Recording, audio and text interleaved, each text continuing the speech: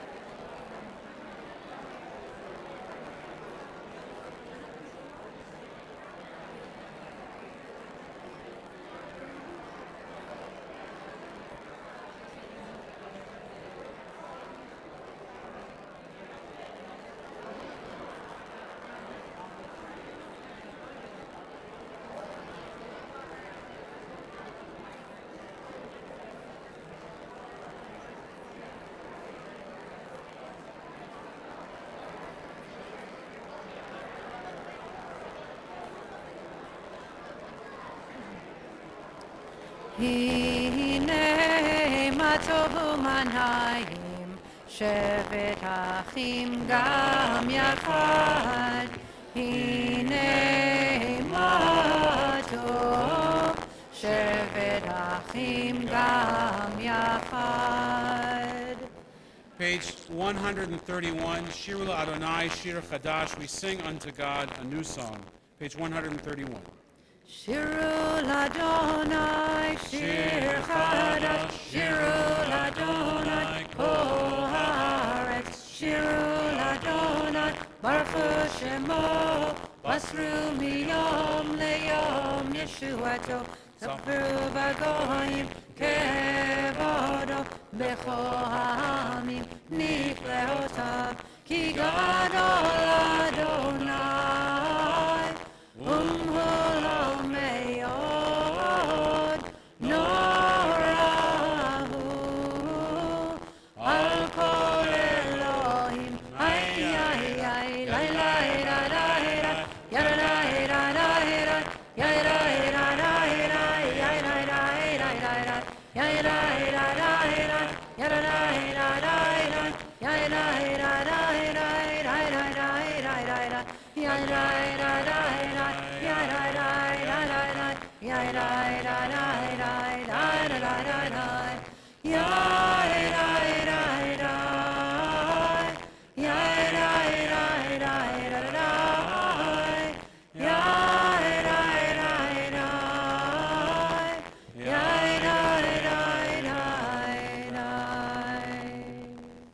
The mystics teach that on Shabbos evening, as our table is set, the candles are about to be lit, and our homes are prepared for Shabbat, angels descend from heaven and they peek into our windows.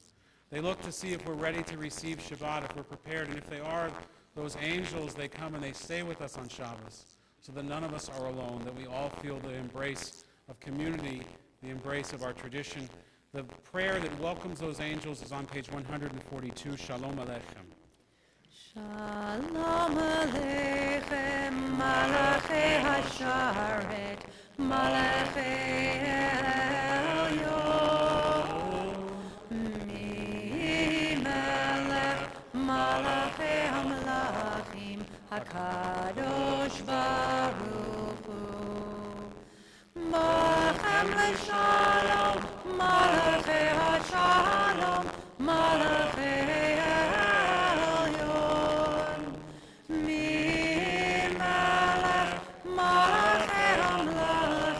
HaKadosh Baruch Hu.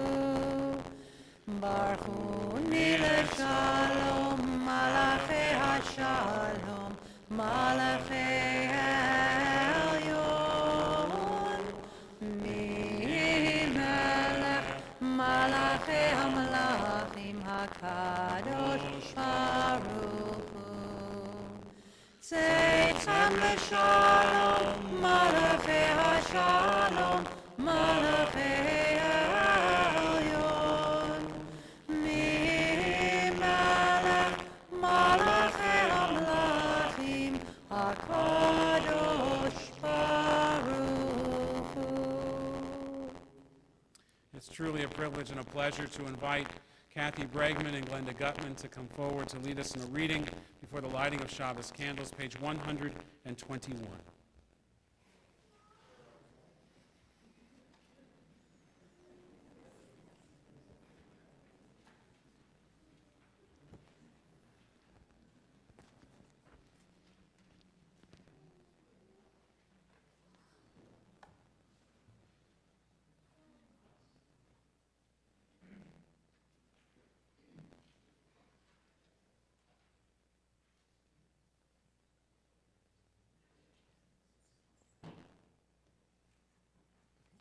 As these Shabbat candles give light to all who behold them, so may we by our lives give light to all who behold us. As their brightness reminds us of the generations of Israel who have kindled light, so may we in our own day be among those who kindle light.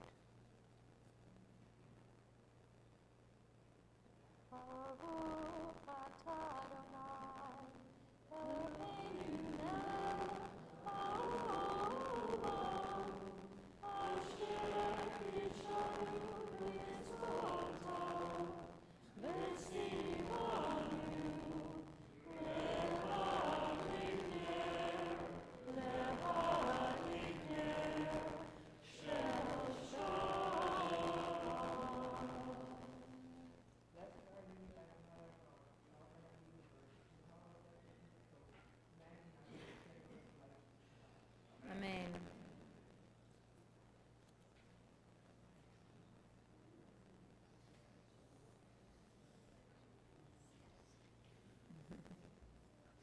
We continue as we welcome Shabbat, the Chadodi, page 138. Lecha Dodi, Dodi Likrat Kala, Kala B'nei Shabbat Lekabela,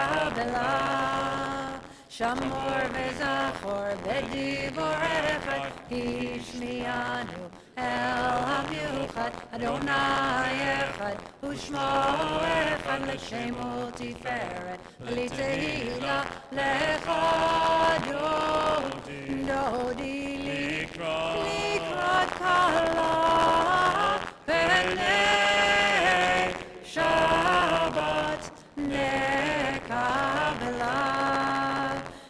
לקראת שבת, לכו ונלכה, כי מקור הברכה, מראש מקדם נעשוך, סוף מעשה במחשבה תחילה. לך דודי דודי לקראת כלה, פני שבת נקבלה. מקדש מלך עיר מלוכה, קומי צאי מתוך אהבך, רב לך שבט בעמך בך, והוא יחמוך עלייך חמלה. לך דודי דודי לקראת כלה, פני שבת נקבלה. Verse 5. התעוררי, כי בא אורך, קומי אורי, שיר דברי כבוד אדוני, עלייך נגלה. לך דודי לקראת כלה, פני שבת נקבלה. בואי ושלום עטרת בעלה, גם בשמחה הושעלה, תוך אמוני עם סגולה. בואי חלה, לך דודי לקראת כלה, פני שבת נקבלה. You all sound so great. We should come every week. This is awesome. We continue standing, remain standing, page 263 as we continue Chatzi Kaddish. יתקדש ויתקדש שמי רבה, ילמד יברכותי וימליך מלכותי, בחייכון ויומכון, ובחיי כל בית ישראל. בעגלה, ובזמן קריב, ויאמרו אמן. יש מרבה מברך, לעלמא יתברך, וישתבח, ויתפאר, ויתרומם, ויתנשא, ויתהדר, ויתעלה, ויתהלל, שמי קדושה בריחו, לעילא מן כל ברכתה ושירתה, תושבחתה ונחמתה, תמירן בעלמה, ויאמרו אמן. ברכו את אדוני המבורך.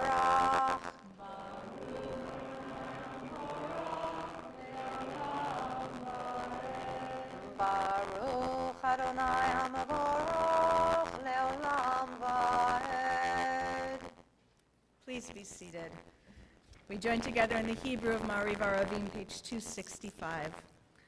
Baruch atah Adonai, Eloheinu melech haolam, asher bivaro Ma'ariv Aravim, v'chochma poteach she'arim, u'vituna meshane itim, u'machalif et hazmanim, u'mesader et hakochavim, v'mishmeroteyam barakia kirtzono. Borei yom v'layla, golel or mipnei choshech, v'choshech mipnei or. U'ma'avir yom u'mevi layla, u'ma'avdil ben yom u'vein layla, Adonai tzvaot shemo. El chai v'kayam, tamid imloch aleinu le'olam va'ed. Baruch atah Adonai, Ma'ariv Aravim. אהבת עולם, בית ישראל, עמך אהבת. תורה ומצוות, חוקים ומשפטים, אותנו לימדת. על כן אדוני אלוהינו, בשוכבנו קומנו.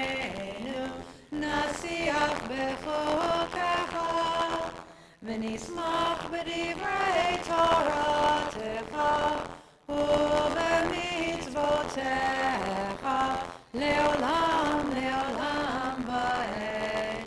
כי הם חיינו באורך ימינו ובהם נגד יומם ולילה. ואהבתך אל תסיר ממנו לעולמים. ברוך אתה אדוני אוהב עמו ישראל. אוהב עמו ישראל.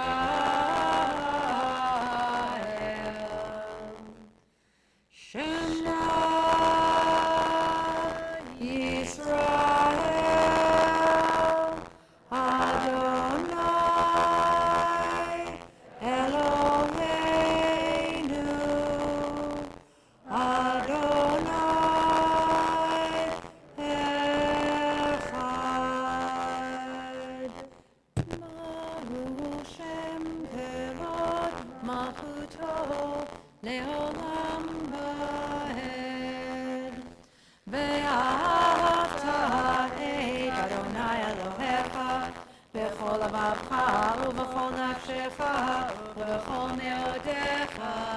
והיו הדברים האלה אשר אנוכי מצווך היום על לבביך ושיננתם לבניך ודיברת בם בשבתך בביתך ובלכתך בדרך ובשוכבך ובקומך ופשרתם להוד על ידיך והיו לטוטפות בין עיניך וכתבתם על מזוזות ביתך ובשעריך למען תזכרו ועשיתם את כל מצוותי והייתם קדושים לאלוהיכם. אני אדוני אלוהיכם אשר הוצאתי אתכם מארץ מצרים להיות לכם לאלוהים. אני אדוני אלוהיכם. Amen. I hope you enjoyed your final challah tonight. As we think ahead to next Shabbat, we'll be seated around our Seder tables with our matzah, of course, and thinking about our ancestors, what it was like for them, what it was like for us as we remember our place in that moment of redemption. And we think about the splitting of the sea, going from Egypt into freedom and what that was like for our ancestors. And I want to share a teaching about a midrash that I read about that moment that says that actually rather than one big open space between the water, that there were actually 12 tunnels that went through the sea, one for each of the tribes of Israel. That everyone went through by tribe, which is an interesting thought, but I didn't love it because it felt segregated to me. But I read another idea that came from the Sfat Emet, who was a wonderful Hasidic commentator, who said that there were not 12 tunnels, that there were 600,000 tunnels that went through the water, one for each individual. And I like that because I think there's something to the idea that that road to redemption, each individual experiences as their own self. They see something different, they encounter, they feel, they touch, they smell in their own personal way. And then when we get to the other side, we are together in that freedom. So let's join together in the song our ancestors sang on the other side together, page 270, Mi Chamocha. Mi chamocha v'elim Adonai, mi chamocha neder b'chodesh, nora tehilot osei felech, nora tehilot osei felech, malchutecha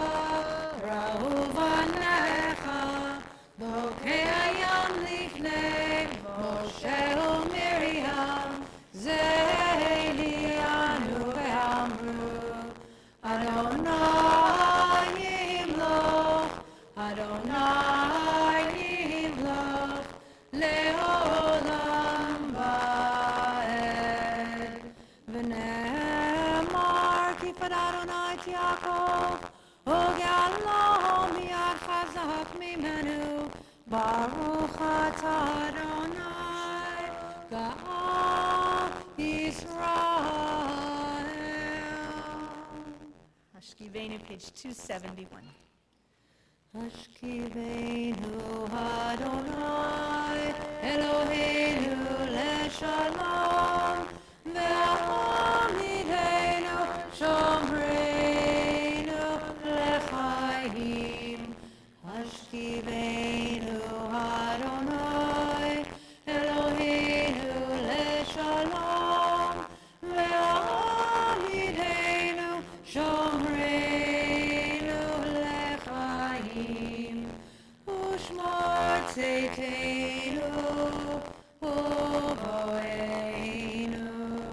לחיים ושלום מעתה ועד עולם. השכיבנו אדוני אלוהינו לשלום והעמידנו שומרנו לחיים. Page 272, we join together in the words of the Shamru, people of Israel, each of us in each generation, keep Shabbat as a sacred day of rest.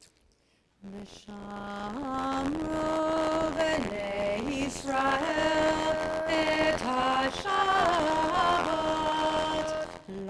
לעשות את השבת לדורותם ברית עולם. ביני ובין בני ישראל, ביני ובין בני ישראל, ביני ובין בני ישראל, אותי לעולם.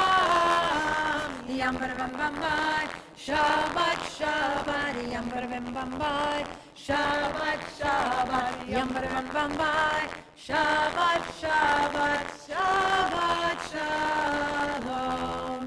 כי ששת ימים עשה אדוני את השמיים ואת הארץ, וביום השביעי שבת וינפש.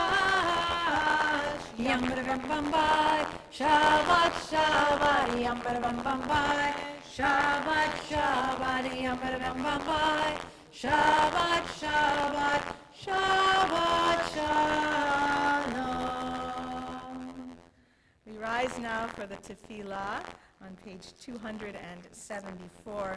We take a moment before our communal prayer for each of us to have some time in the silence of the meditation of our own hearts.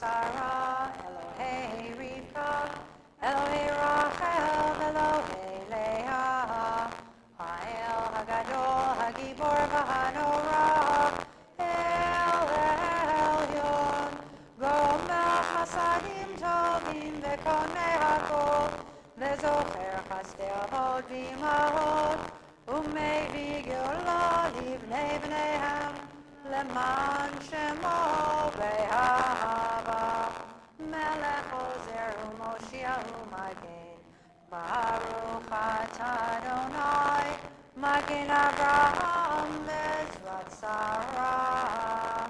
Atah Gibor Le'olam Adonai, Lechayei Metim atah Rav Hoshia, Mashiv HaRuach Mo'id HaGashem, Mechalkel Chaim Bechesed, Mechayei Metim Berachamim Rabim, Somech Noflim Berofet Oholim.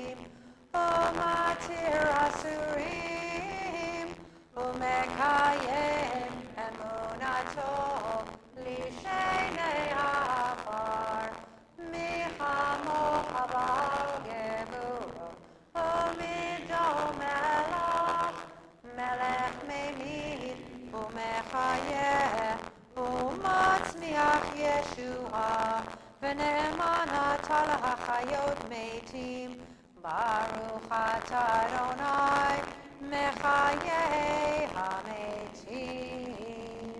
Page 276. Atah kadosh v'shimcha kadosh u'kdoshim b'chol yom yalalucha sana. Baruch atah Adonai ha'el hakadosh. You are holy, your name is holy, and those who are holy praise you every day. Blessed are you, Adonai, the holy God. Baruch atah Adonai, ha'el hakadosh. Please be seated. Continue at the bottom of page 277. Eloheinu v'Elokei avoteinu v'imotenu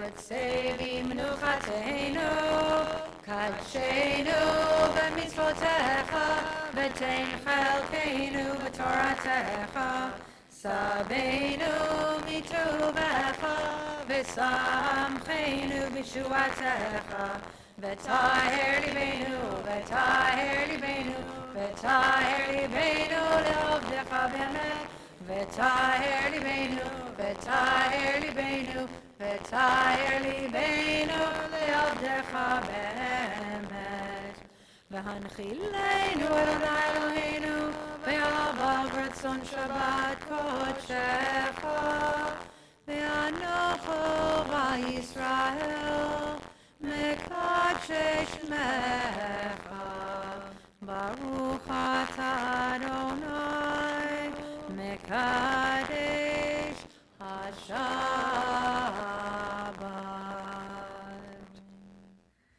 Page 278 in the middle of the page, we read responsively by sentence. May these hours of rest and renewal open our hearts to joy and our minds to truth. May all who struggle find rest on this day. May all who suffer find solace. May all who hurt find healing on this day. May all who despair find purpose. May all who hunger find fulfillment on this day. And may we all live in such a way that this day fulfill its promise. Baruch atah Adonai mekadesh hashabbat. V'tzei Adonai Eloheinu be'amecha Yisrael u'tefilatam be'ahava tekabel u'tehi l'ratzon tamid avodat Yisrael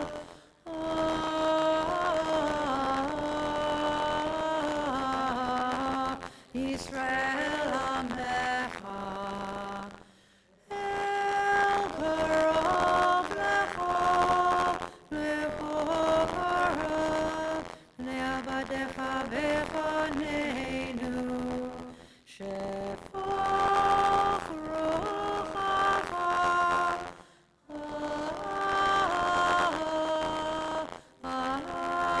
Aleinu V'techazena eineinu V'shuvecha leTzion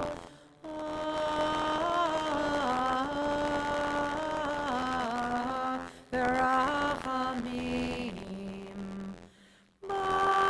Baruch atah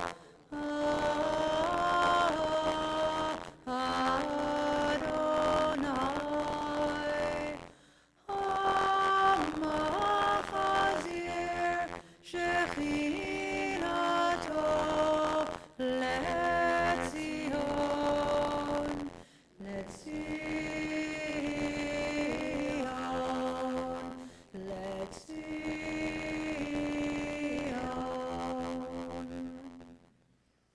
Modim anachnu lach, we give thanks to you, God, for the many blessings we encounter every day in our lives. We join together on page 280, 4 lines from the bottom, V'al nisecha sheb'chol yom imanu, for those small miracles we encounter each day. V'al nisecha sheb'chol yom imanu, ve'al niflotecha v'tavotecha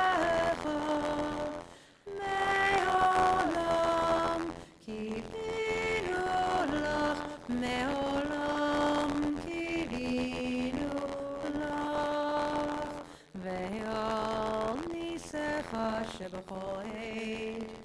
ערב הבוקר בצהריים, מעולם קיווינו לך, מעולם קיווינו לך. הטוב כאילו חלו רחמך, והמרחם כאילו תמו חסדיך. מעולם קיווינו לך, מעולם קיווינו לך. Pray for shalom, for wholeness and peace. Page 282. Shalom Rabbi Israel Amcha Tasim Leolam. Shalom Rabbi Israel Amcha Tasim Leolam. Ki Ata Melech Adon Lecho HaShalom. Ki Ata Melech Adon Lecho HaShalom. Shalom Rabbi Israel Amcha Tasim Leolam. Shalom Rabbi Israel Amcha Tasim Leolam. V'tov beinecha levarech et Amcha Yisrael bechol עת ובכל שעה בשלומך. שלום רב על ישראל עמך תשים לעולם. שלום רב על ישראל עמך תשים לעולם. ברוך אתה אדוני המברך את עמו ישראל בשלום.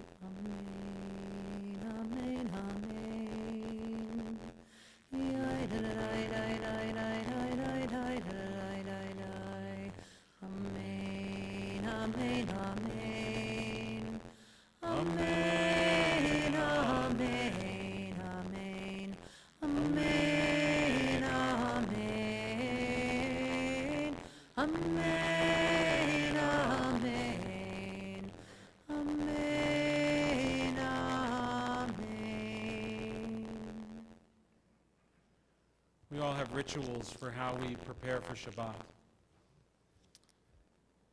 For me, on Friday afternoons around 2 or 3 o'clock before I head home, I call our Misha Berach list. I call those who are sick and in need of healing. I call to see who I can take off the list. I call to see who can tell me, Rabbi, I'm feeling better. It's not necessary to include me in the prayer list anymore. And today, when I was calling, someone said, Rabbi, it worked. I'm healed. Like, yes. They weren't saying that God had healed them, that this prayer that we have come to become so familiar with had these magical, transformative powers to reach down from heaven and cure them of their illness. Oh, that it was so. But that they felt the comfort and strength from community, that gave them strength in the midst of their suffering and their challenges to make it through. To be able to come out on the other side, even if they were not fully cured of their disease or their affliction, to feel a sense of wholeness, of refuah, of renewal. To be able to say, I'm good enough now. I'm ready to move forward. That's the power of prayer. That's what this and so many prayers do for us in this room and those that we bring with us into this room. to give us and others the strength to know the knowledge that we know that others are thinking of us just as we think of them. And that has a power of healing. On page 371, we offer a Misha Beroff, a prayer for healing for all of those who are sick and in need of healing, those we know and those that we don't know. We want nothing but healing for them. Particularly on this Shabbat, we ask God's blessing of healing on Barbara Breezer, on Sam Mazer, Narit Fox, Roman Moshevitz, Morris Berger Pohl, and Sheldon Feldman. If there are others who are sick and in need of healing, please add their names now to our congregation. Eva Fowler, Doreen Rosen, Mark Brown, Alworth.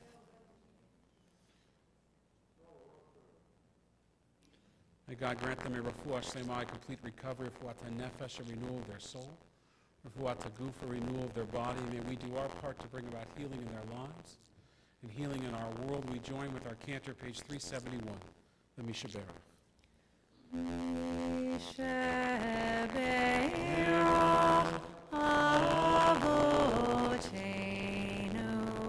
Mekor HaBracha Leimotenu. May the source of strength, who bless the ones before us, help us find the courage to make our lives a blessing, and let us say, Amen. Misha Beroff Imotenu Mekor HaBracha Lehamotenu. Bless those in need of healing with refuah shlema, the renewal of body, the renewal of spirit, and let us say, Amen.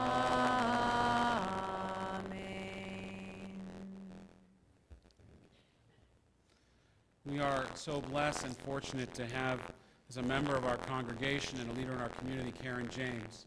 Karen, who's involved in so many things in our community at Federation and in her work in raising awareness about terrorism and events around the world, and her support for Israel, and also her involvement with CJ PAC. We've invited Karen to share with us a message this evening from CJ PAC about the upcoming elections and the importance of our involvement as a community in them. Karen.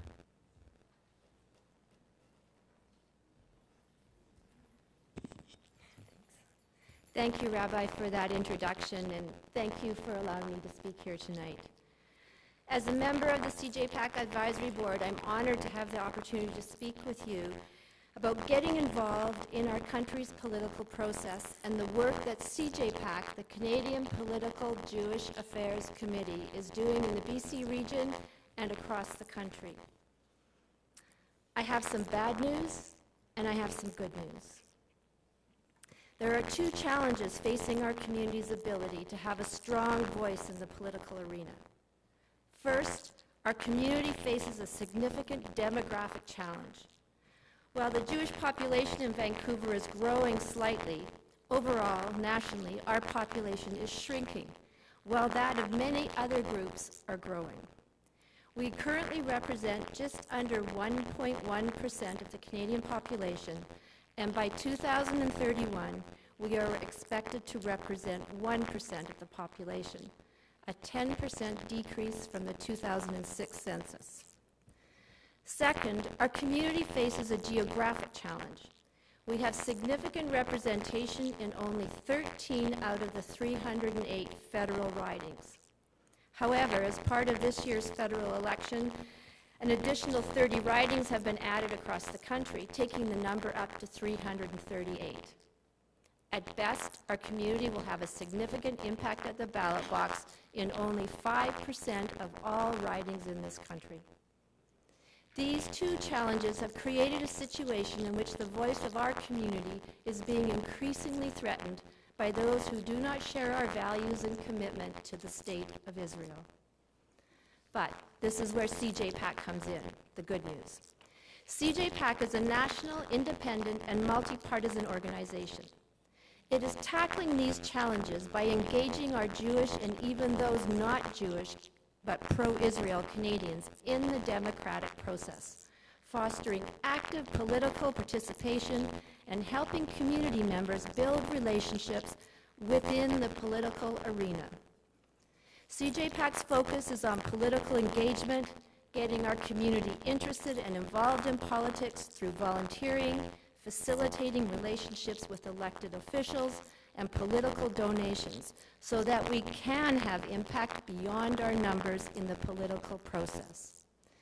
CJPAC is investing in and training the next generation, critical to the long-term future of our community. For example, the Generation program is working with high school students to teach them about the importance of the value of political engagement. CJPAC has a renowned fellowship program that works with university students, and I'll just say briefly, a couple of things they do. There's a 5-day conference that they go to in Ottawa. Many fellows go on to work on Parliament Hill and legislatures across the country and in other political roles.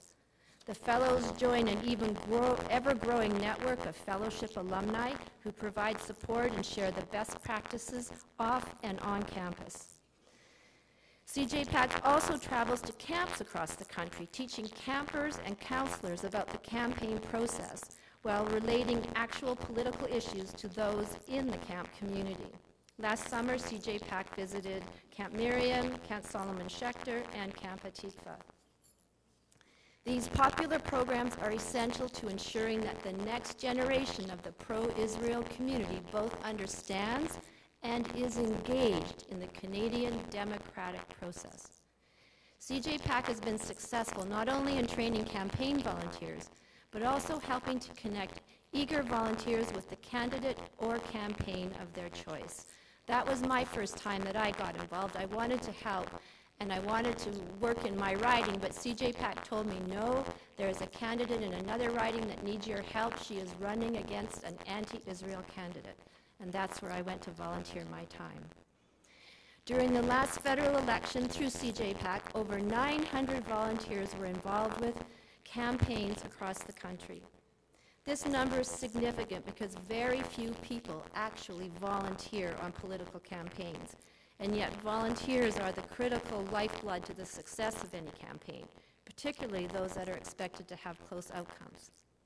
Campaigns need people for all kinds of tasks: door knocking, making phone calls, driving senior citizens to the polling stations on election day, and putting up lawn signs. All of these are important roles. Volunteers are the lifeblood of any campaign. If you've never been involved in politics, volunteering is a great way to dip your toe in the political waters. We are fortunate that our community finds itself at a time in Canada's political life where all our major party leaders and parties support Israel and the Jewish community. But there is still more work to do. We know that elections mean change. In the 2011 federal election, 101 ridings, that's almost a third, changed parties.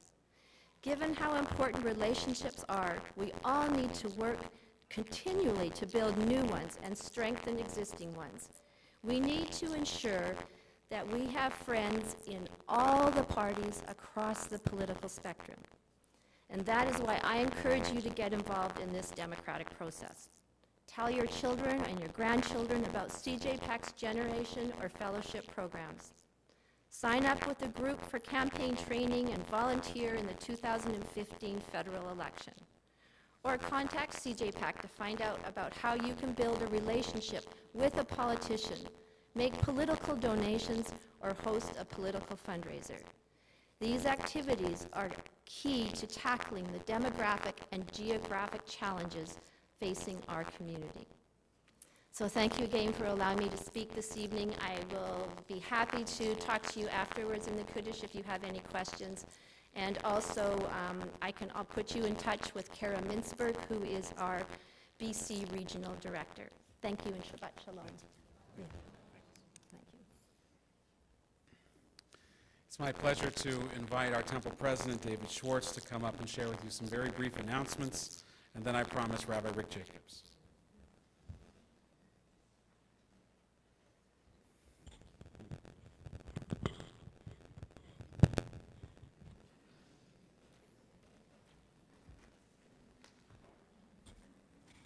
Shabbat Shalom.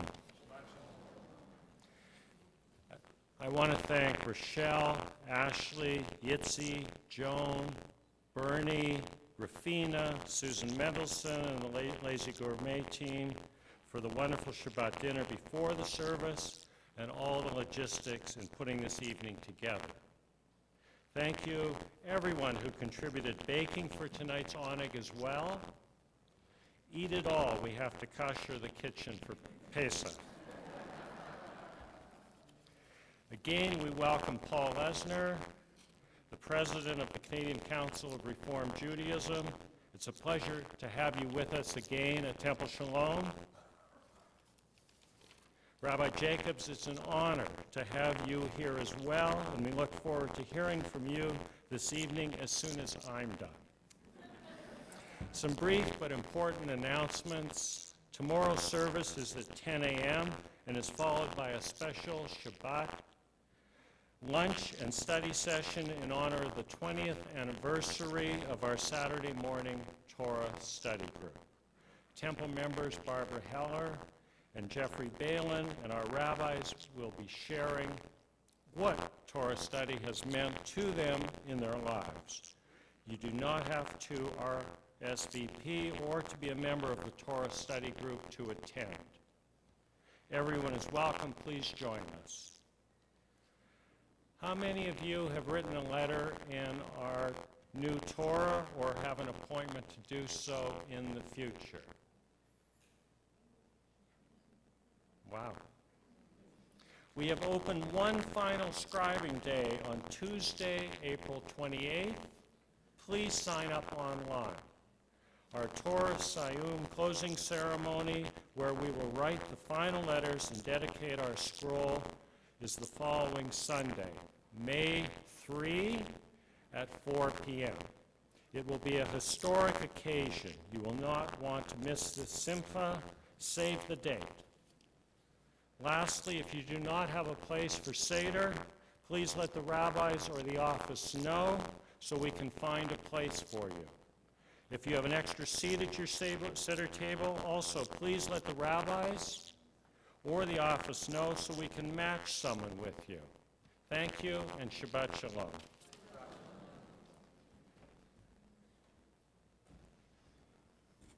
I'll leave this up for you because you're taller than me.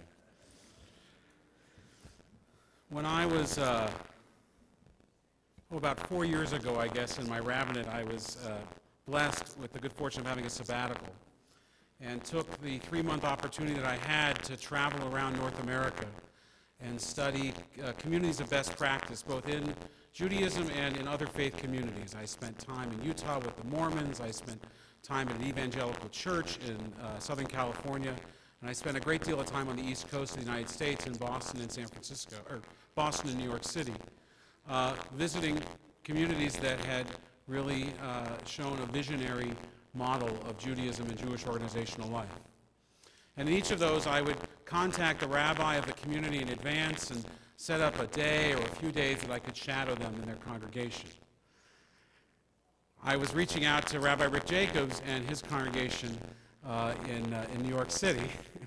And Rick just wasn't quite getting back to me in the way that I knew that he normally would. I was like, well, what's going on? He's not writing back. And then finally he wrote back, and it was a very brief message, and it was like, I don't know what's going to be going on that week. I could be busy, but sure, come. I'll do what I can.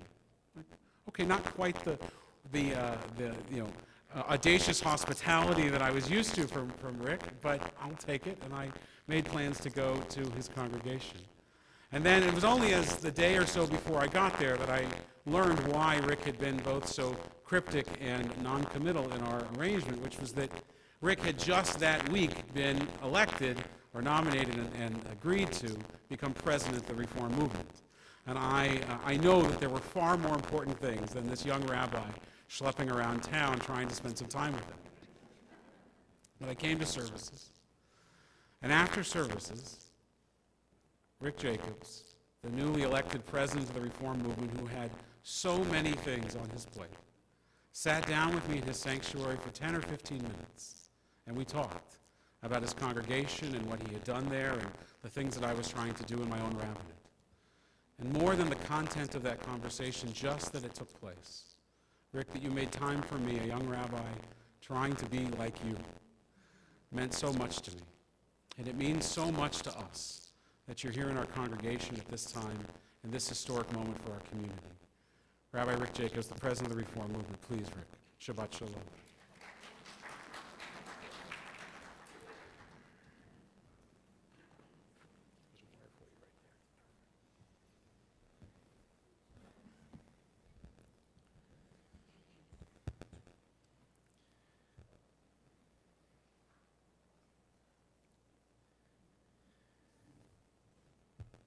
It's 1 week before Pesach. And this Shabbat has a special name. It's called Shabbat HaGadol. Hebrew word Gadol means big, or can also be used to mean great. So why is this Shabbat called Shabbat HaGadol? There are a couple of different reasons. One possibility is it was the one Friday night, Saturday in the spring the rabbi gave a particularly long sermon. It was a drasha gdola. It was a long one, but I heard from Rabbi Moskovitz that the tradition here for a long sermon would be 3 to 4 hours. Normal one would just be 2 hours. So the gadol for this Shabbat is not the length of the sermon. I promise you, I was just kidding about the 2 hours. The gadol could be referring to the Yom Gadol that is mentioned in the Haftarah from the prophet Malachi.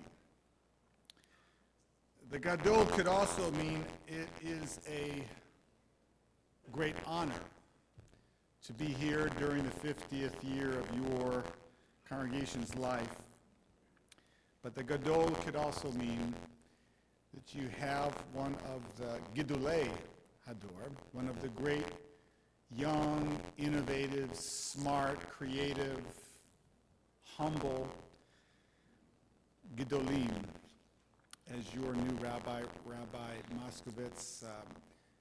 He told a very sweet story about sitting with me for 15 minutes. The plain truth is I want to know what he was thinking, what he was learning in his travels, what he was distilling about best practices. So that was 15 minutes that was well spent for me because I got to learn from an amazing colleague and friend. And this congregation didn't get to 50 without a Rabbi Emeritus who is Gadol in every way. Rabbi Bregman is the rabbi's rabbi. And this particular week, he made a miracle. Nes Gadol Hayapo, a great miracle happened here as he organized thousands of students on campus and defeated a BDS resolution. Truly extraordinary, truly. That's the kind of Gadol you have here at Temple Sholom. And Rabbi Bregman, 50 years, 33 of them are your years, and you took this congregation from a little chavurah into a thriving, dynamic, vital congregation within our Reform movement. And we, the entire movement, we are grateful to you for what you built and the nurturing and the loving that you did. And we know the feeling must be very, very strong inside of you as you see Rabbi Moskovitz taking this wonderful congregation and building upon that platform of greatness to imagine not just the past 50, but to look ahead to the next 50. What I'd like to do with you tonight is I'd like to take you on a bit of a journey of where we are as a movement. You're 50 years old. Reform movement is 142 years old. Back when Rabbi Isaac Mayer Wise dreamt of building a strong movement within our Reform movement here in North America, could he have imagined where we are? I don't think so. Could he have imagined some of the challenges that we're facing? I'm sure not.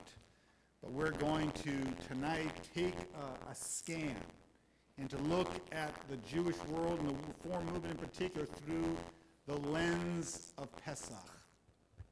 So I'd like to take you into Pesach. Are you ready? Your homes are ready? You got everything already cooked? The matzo ball soup's all ready? Is everything ready in your house? No, not in mine either. So I don't want to talk about all the things that I know we still have to do. We got some hard work ahead of us this week. But let's just take some of the conceptual and spiritual frames of Pesach, because I think they will provide a prism through which we can see who we are, where we are, and where we're going. Turns out that in the Talmudic literature, it was a custom at the beginning of every meal to say, open the door and welcome anyone who is hungry. We do that in our Seder. We say, halach ma'anya. We say it in Aramaic, but we should say it in Hebrew. In fact, here we should say it in French or English. It was a genuine invitation. Let anyone who's hungry come in. It is the core of our Jewish tradition to be audaciously hospitable, to think about those on the outside and wonder how can we get them on the inside. It is the key opportunity for us in Jewish life because there are a lot of hungry people out there in Jewish life. So how are we going to open up our minds, our hearts, and our communities to think about all those on the outside who could find their way and be inside here with us? So it was a couple of months back, I was in New York. In New York, a lot of times we're in a hurry. Are people in Canada ever in a hurry? People in Vancouver, it seems like a very relaxed way of life. And I'm guessing you're never in a hurry. You're kind of always just kind of absorbing the beauty of the mountains and the water. I'll go back to the microphone. Don't get nervous on me. Okay. I'm going back. And by the way, I think the rabbi's voice is carrying. Is it not? Can you hear me? All right. With the TV talk, so I'm going to get in trouble. So I'm going to get in trouble with our most creative and technologically savvy rabbi. By the way, when I get stuck with some technological little dead end, I just call up your rabbi. Because he's not as innovative when it comes to technology, but actually how we can do Jewish life better and more creative. All right, so now I'm not going to get in as much trouble as I would have just a moment ago. So it turns out in New York, people are always in a hurry, and I was in a really serious hurry because I had to get downtown and I was late. It was a meeting right on the tip of Manhattan, 25 Broadway. And I was going downtown and I realized I'm not going to get there by walking, so I just got into a bit of a jog. I looked to my right and there's an African-American woman. And I looked to my left, there's a Latino man. I don't know them, but you know what? They were in a hurry too. And the three of us are moving down the sidewalk in Manhattan, and all of a sudden, I see them. They're blocking the street. The Chabad mitzvah tank. I thought to myself, really, today, right here? I mean, I'm never going to get downtown, so I thought to myself, maybe I'll just duck around the corner and go around the mitzvah tank. And then a little whisper in my ear said, no, you're a Jewish leader. Go straight down the street. So as we're getting closer, my two compatriots on the street that I don't know, the Chabad rabbi looks at the three of us, and he picks me out. And he says to me, excuse me, are you Jewish? And I said, yes, I am. Are you?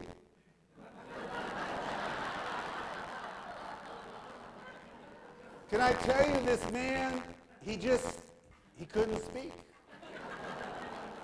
He pointed to everything he was wearing.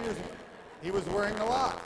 He pointed to his seat. He pointed to his black coat. He pointed to his black fedora, to his black beard, to his past. He just kept pointing. And I said, appearances are not always reality. And I kept walking. I'm telling you, it was a while ago. I am certain he's still standing right there. I bet she's still standing there shaking his head going, who was that? Now, why do I tell you that story? I don't tell you that story because I have anything less than love and admiration for Chabad. And again, I have my debates with Chabad. I'm guessing you have a few as well. I tell you that story because that rabbi was working with an out-of-date idea about who we are. And by the way, many of us and many in the Jewish world, including the Reform movement, still have an out-of-date idea about who we are. Because how did that rabbi know that I was the one Jewish person? I could have been the one person of the three of us who was not Jewish. You can't look at people and tell whether they're Jewish. That's not the Jewish world we're living in today.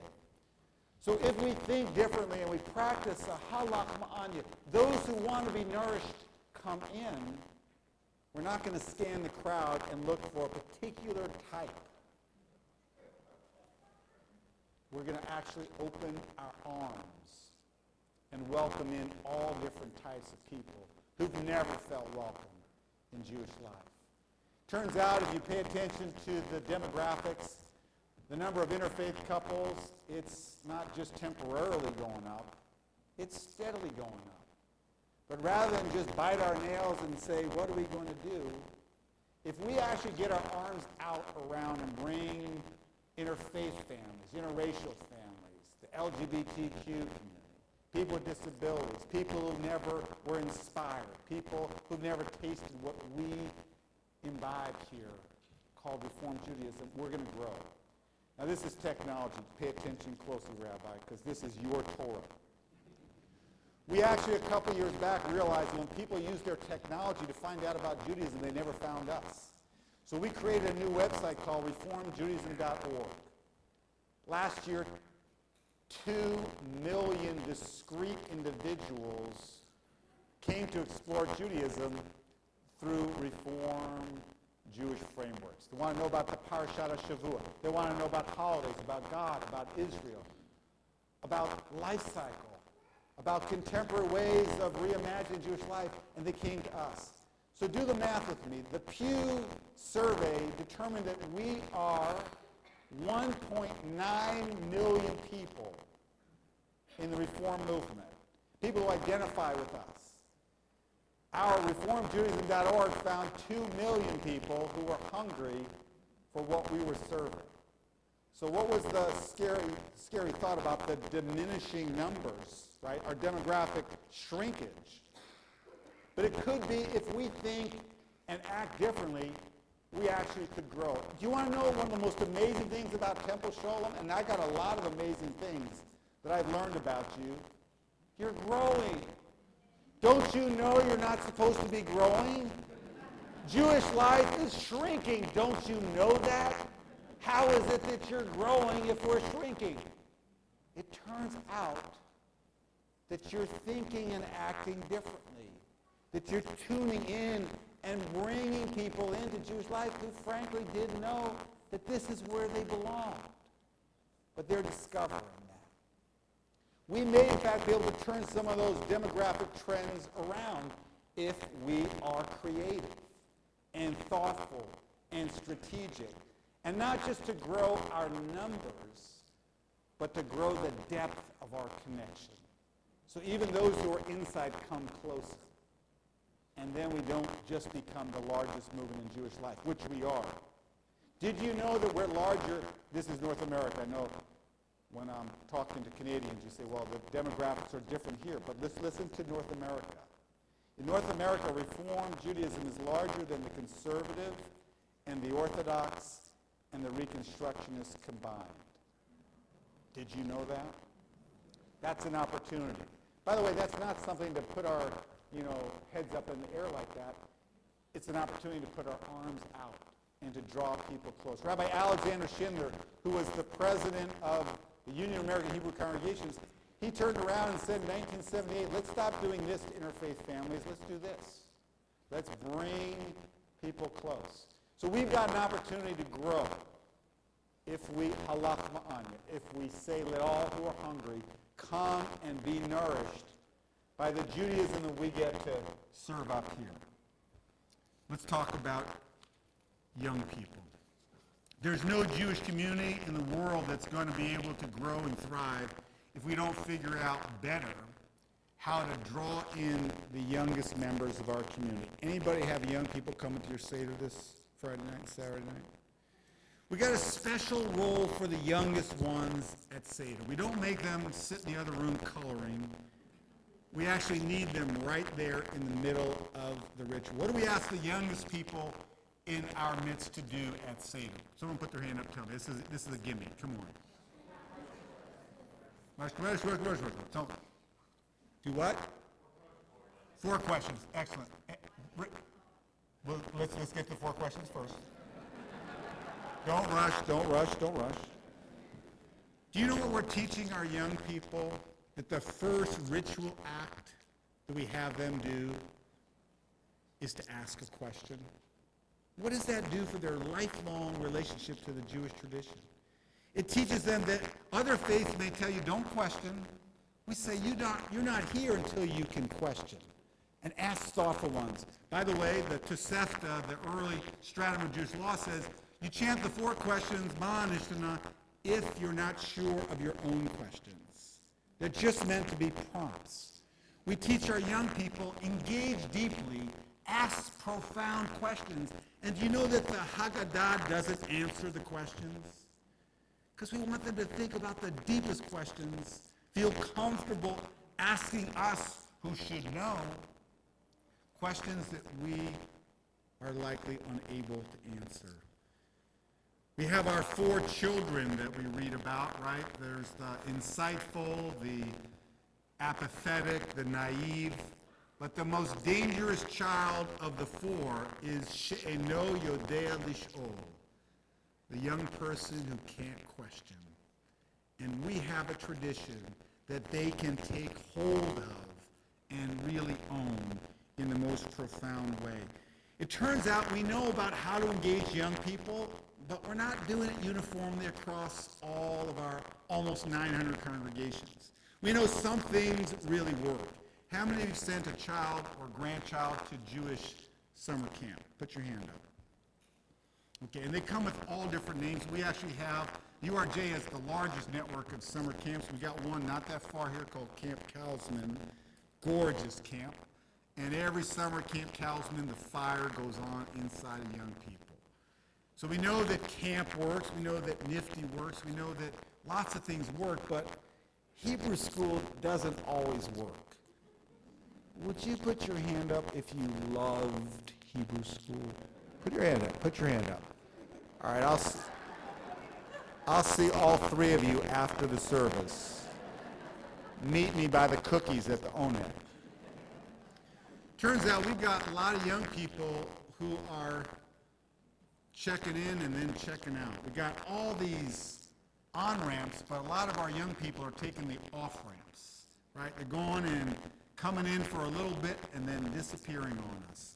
We've got to figure out how to do what you're beginning to do so beautifully, which is to turn that around so that this becomes a place, and our Jewish community becomes a place where young people, whether they start in a family that's connected or they themselves become curious, this is a place for lifelong commitment and lifelong connection.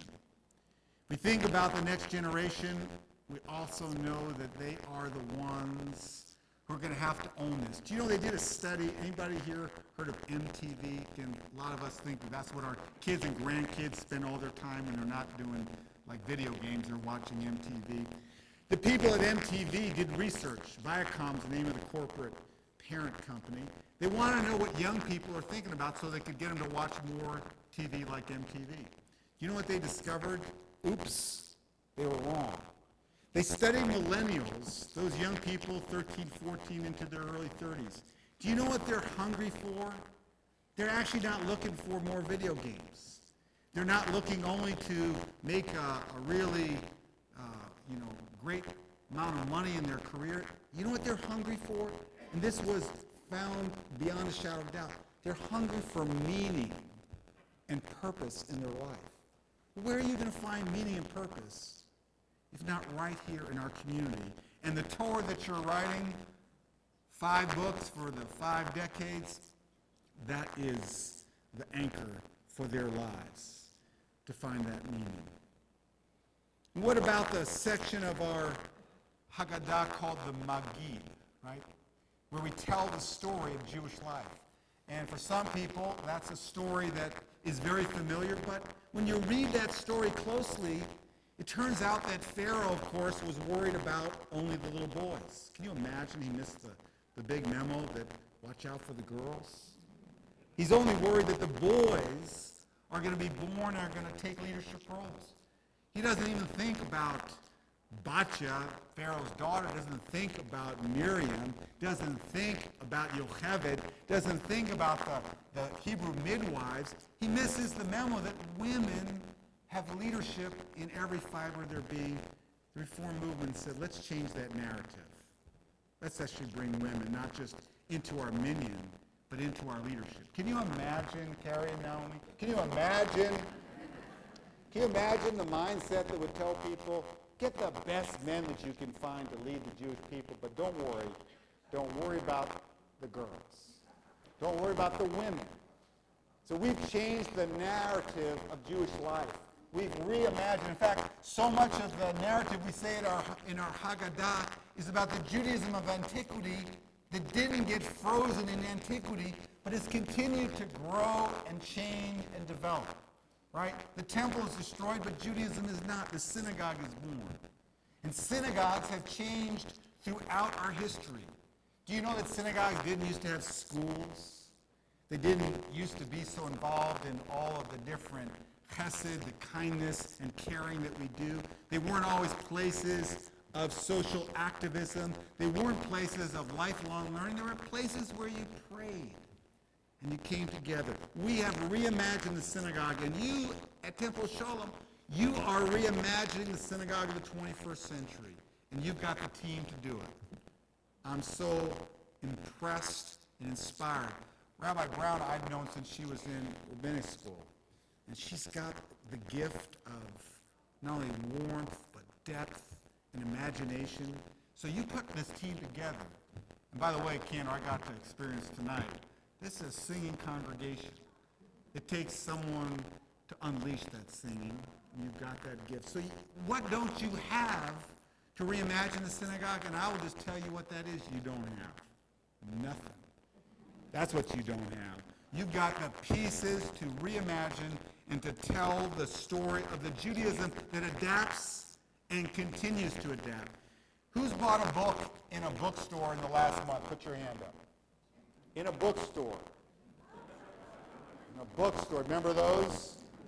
Where they have shelves and books on them? All right, put your hands down. How many people have bought a book but not in a bookstore?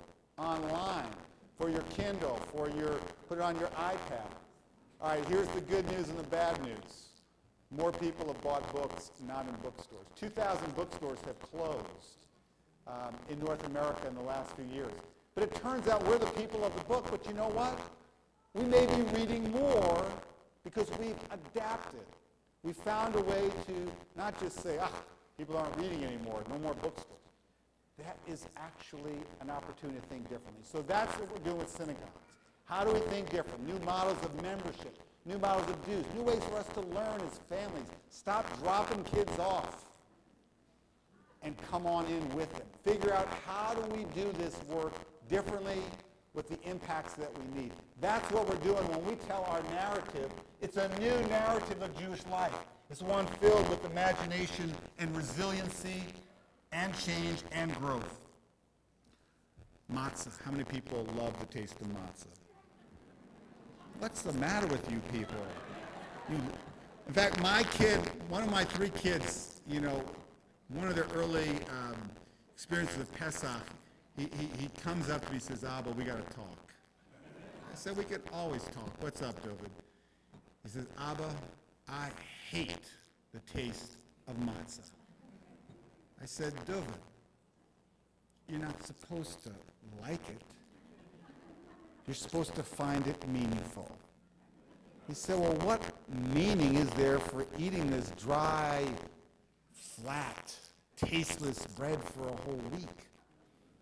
I said, it's to remind us that We once lived on the margins.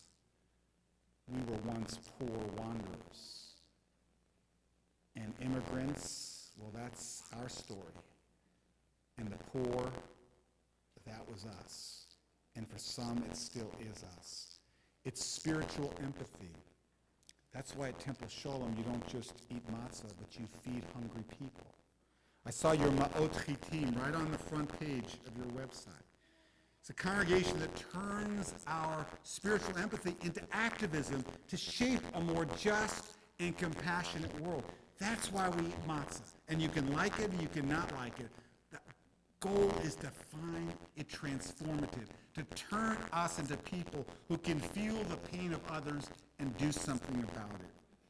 I'm at my last point. Are we okay? We're still okay? And by the way, we're going to go eat lots and lots of hummus at the Oneg, so just get ready. So I came here all across North America this morning. I came with my partner, Paul Lesner, who is an extraordinary Jewish leader, who is a person who helps to bring the Canadian Reformed Jewish community together and to stand with strength and really support one another. And it's always a privilege to travel with Paul. And we're going to go tomorrow morning. We're going to head off early to Calgary, where we're going to celebrate the 36th anniversary of their congregation, Shabbos morning.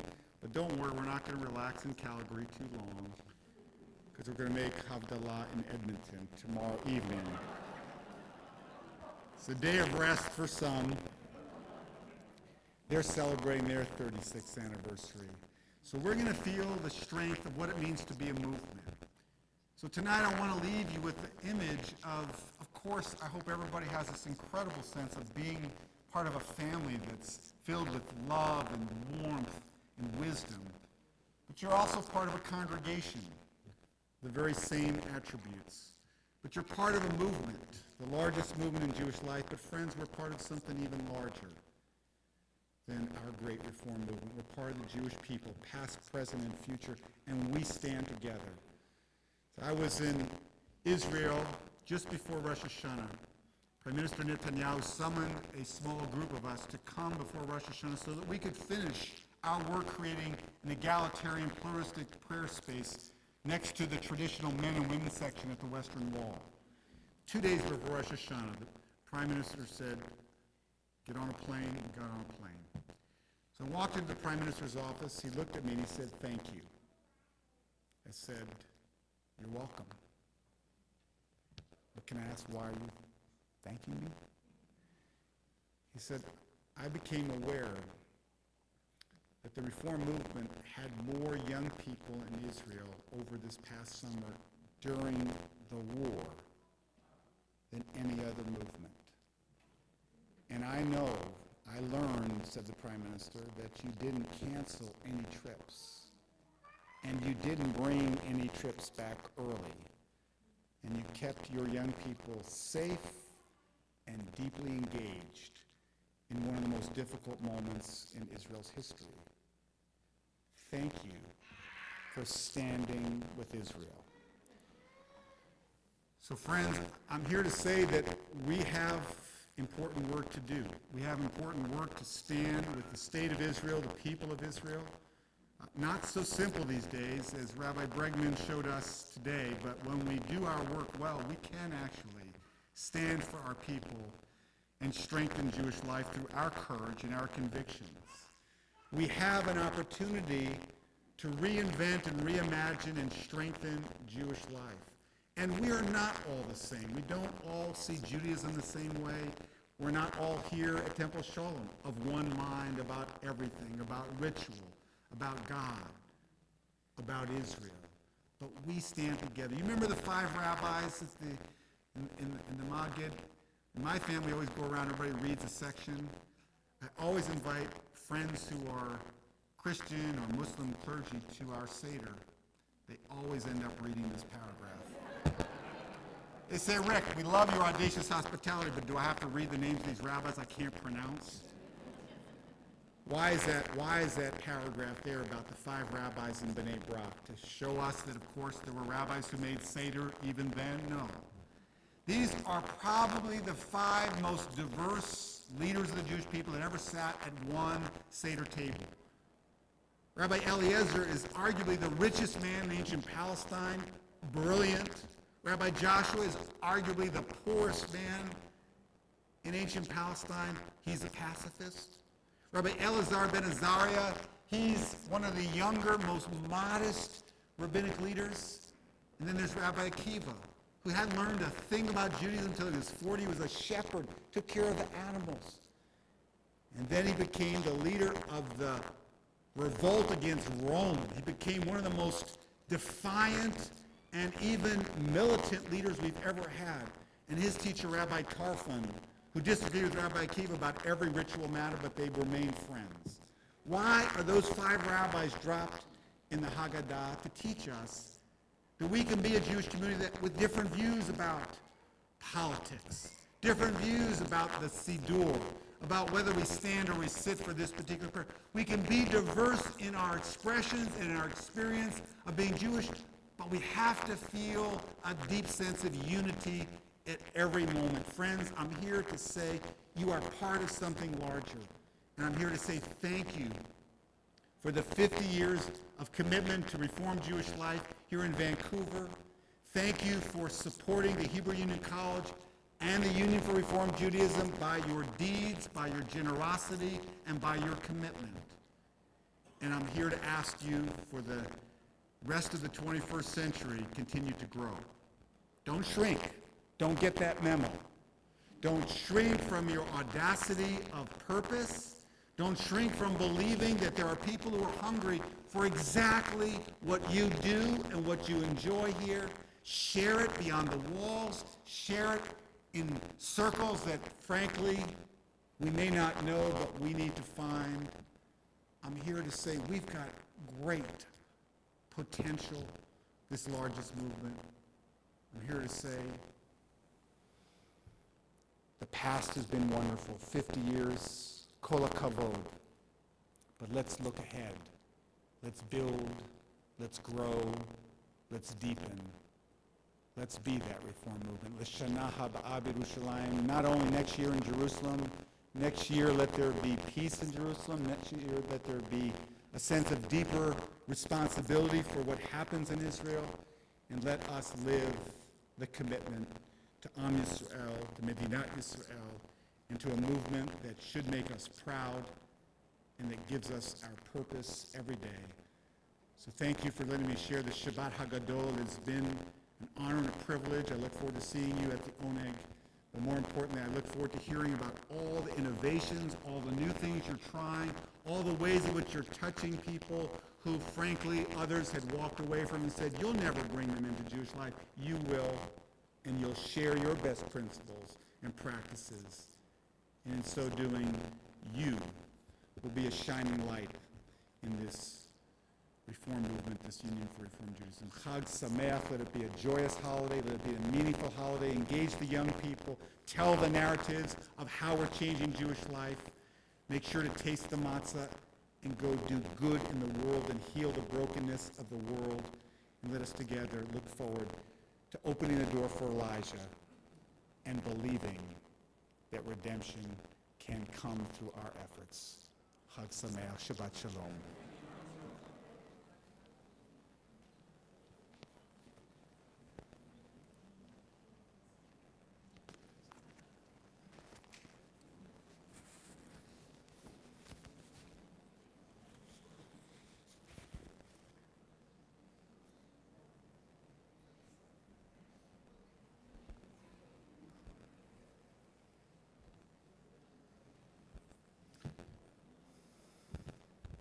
Amen and amen. Didn't feel long. Didn't feel long. And we know long. That wasn't long. I looked there when I said it.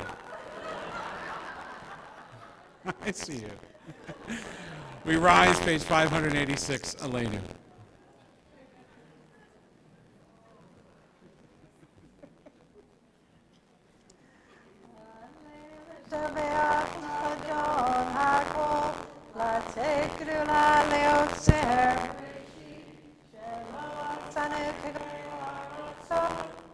לא שמנו משפחות האדמה, לא שמחנו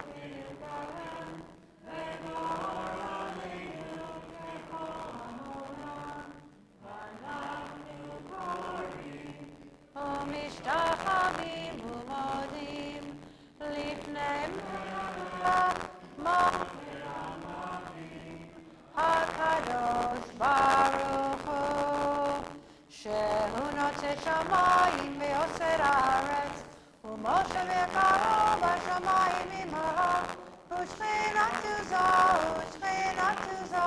בגובי מרומים, הוא אלוהינו אחד, אמת מלכנו אפס תורתו, כתוב בתורתו, וידעת היום השבות אל לבבך, הוא אדוני הוא אלוהים בשמיים עמך, בארץ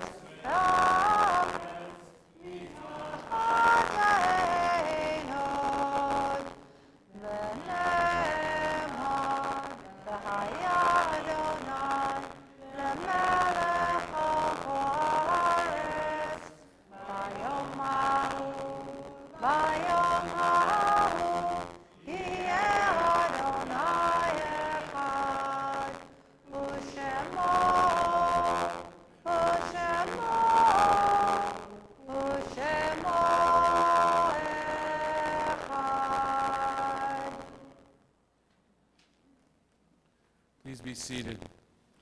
We turn in our prayer books to page 592, a thought before Kaddish. When I die, give what's left of me away to children and old men that wait to die. And if you need to cry, cry for your brother walking the street beside you.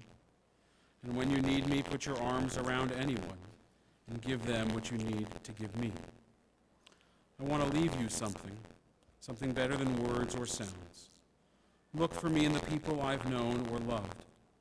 And if you can't give me away, at least let me live in your eyes and not in your mind.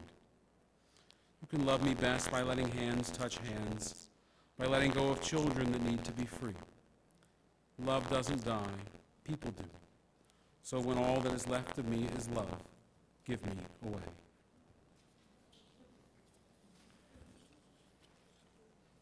On this Shabbat, we join with those families who are in the midst of the most acute period of mourning the loss of loved ones during this past week or these past 30 days. As they have observed Shiva and Shloshim, we invite you as we read the name of your loved one to rise and stand in the midst of our congregation so that we can stand with you and comfort you. Anita Dorfman, Stephen Rivers, Valerie Chipkin, Elaine Costello, Ruth Kleinman, Milton Bernstein. And those for whom the Yortzeit, the anniversary of the death of your loved one, falls on this Shabbat, as we read their name, if you too would rise so that we could comfort you in our midst. Rosalind Adarim, Mickey Baker, Susanna Berkovitz, Max Bobaroff, B. Braille, Max Brooks, Max Chekin, Paula Cohen, Leonard Ellen, Sylvia Finkelman, Miriam Garfinkel, Helen Gassoy, Alan Glanz, Bess Columbia, Randy Gorenberg, Marvin Holenberg, Abraham Javidan, Vera Johnson, Larry Katz, Marguerite Laszlo, Renee Nadel, Ben Posner, Nancy Prinsmetal, Pauline Rappaport, Betty Remick, Shalom Saraf, Harry Sheftel, Hai Shanan, Sam Shabtsky, Peggy Silvers, Richard Wong. There are others who have come to say Kaddish, remember a loved one. If you'd rise and share their name in the midst of our congregation as well. Jean?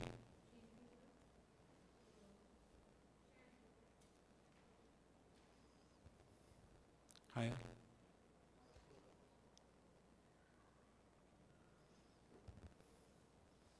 We rise and join the mourners in Kaddish Atom, the mourners Kaddish.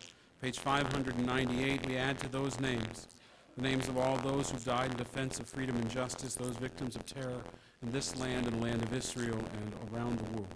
We recall them for blessing as well. Yitgadal v'yitgadash shemei Rabbah, v'yomad yivrach v'rutei v'yomlich malchutei, v'chayechon v'yomechon v'chayei l'chol Beit Yisrael, v'agala u'bizman kariv v'maru amei.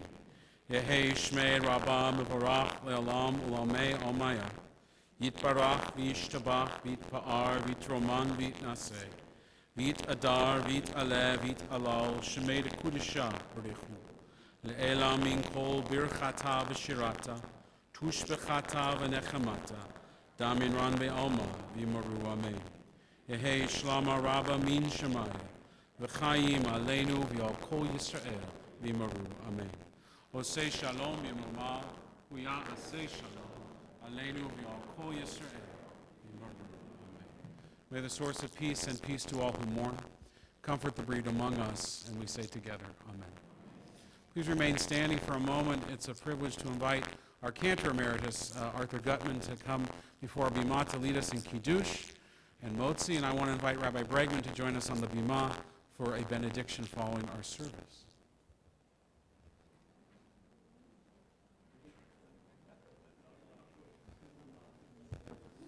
I didn't say brief benediction, I just said benediction.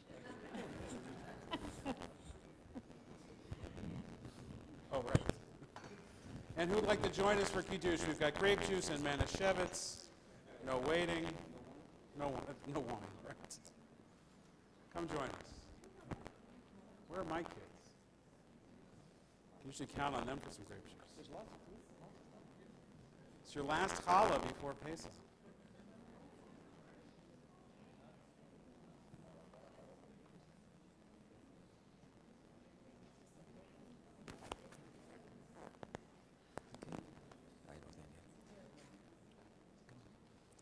Vayere vayiboker yom hashishi, vayachulu hashemayim v'haaretz, v'chol tzivaham, vayichal Elohim bayom hashvihi, melachto asher asa, vayishbot bayom hashvihi, mekol melachto asher asa, vayivorech Elohim et yom hashvihi, vayikadesh oto, Ki bo shovat mikol malachto, asher bara Elohim la'asot. Baruch atah Adonai, Eloheinu melech haolam, borei pari hagafen. Baruch atah Adonai, Eloheinu melech haolam, asher kitshanu b'mitzvotav, v'ratzavanu. V'shabbat kodsho v'yahava u'v'ratzon inkilanu zikaron l'mahaseh b'reishit ki hu yom tehila l'mikroei kodesh zecher l'tziyat mitzrayim ki banu v'acharta v'yotanu Mikol Ho'amim V'shabbat kodshecha b'yahava u'v'ratzon hinachaltanu Baruch atah Adonai Mekadesh HaShabbat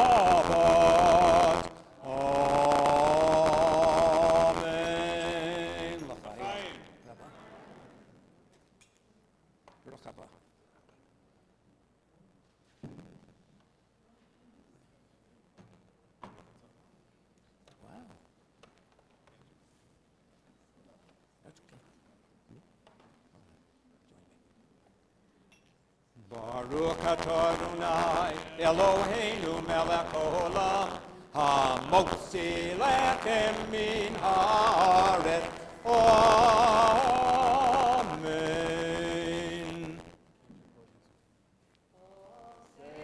Shalom b'mroma, uyase shalom aleinu, v'yakol Yisrael.